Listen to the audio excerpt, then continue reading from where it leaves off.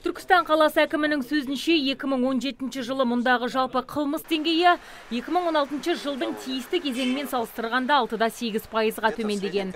Алайда шаһарда аса ауыр қылмыс және бұрын сотты болған азаматтар заңды елемей қайта құқық бұзушылыққа бару дерегі артып отыр. Мәселен, биыл Түркістанда такси жүргізушісі 180 мың теңге ақша үшін бой жеткенді айуандықпен өлтіргені туралы оқиға дүйім жұртты дүр сілкіндірген еді. Тәжібек Мұсаевтың айтуынша, олар жергілікті полиция басшысына қатаң ескертуді де беріпті. Егер жауаптылар қылмыстың алдын алу шарасын қолға алмаса, онда басшыны қызметінен босату туралы өтініш тиісті органға жолданбақ. Ауыр қылмыс, аса ауыр қылмыс, одан кейін бұрын сотты болғандармен қылмыс, және де көшелерде жасаған қылмыс, яғни өскен. Сондықтан да бұл бағытта жергілікті полицияның басшысына қатаң ескертілді. Ол азаматқа егер осылай жалғаса беретін болса, ары қарап оның қызметтен кету мәселесі туралы біз жоғарғы құзырлы органдарға осылай шығатынымыз туралы қатаң ескертілген. Мамандар қала үшін жайлаған жабайы саудамен күрес қарқын алып жатқанын айтады. Бұл ең алдымен шаһар көркін ашады. Санитарлық гигиеналық талаптарды нығайтады дейді жергілікті билік өкілдері. Дегенмен Түркістандағы орталық Қуаныш базары маңындағы ретсіз сауда нүктелері әлі күнге дейін жойылар емес. Әкімдік тарапынан түсіндірме жұмыстары жүргізіліп, құқық қорғау қызметкерлері айыппұл салғанмен, сатушылар бұл орыннан кеткісі жоқ. Өйткені қалаға жақын орналасқан бұл көшеде сатушылардың саудасы қызатын көрінеді. Ал жауаптылар саудагерлерге бос тұрған 3 базарға жайғасу мүмкіндігін беріп отыр. Бір мәселеге тіреліп тұр. Ол жерде негізінен көкөніс өнімдерін сатады, сырттағы базардың жанындағы. Соны егер біздің Қуаныш базарының ішінде көкөніс сататын бөлімі бар.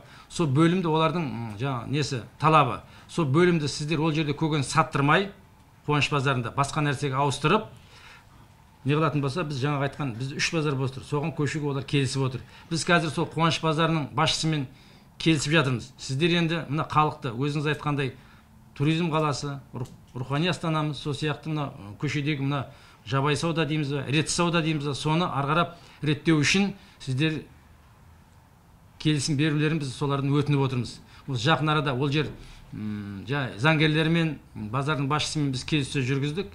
Жергілікті биліктегілер бұл мәселеге соңғы нүктені мамыр айының соңына дейін қоюды жоспарлап отыр. Баспасөз жиыны барысында тілшілерді облыс орталығы Түркістан қаласына көшет деген сыбыстың қаншалықты шындыққа жанасады деген сауалда қызықтырды. Дегенмен әкімнің оған нақты берер жауабы болмады. Айтуынша, бұл мәселе тек республикалық деңгейде қаралады. Айта кетсек, Түркістанда қолжетімді баспана бағдарламасы бойынша үйге қол жеткізген азаматтар оны кәсіпке айналдыруда.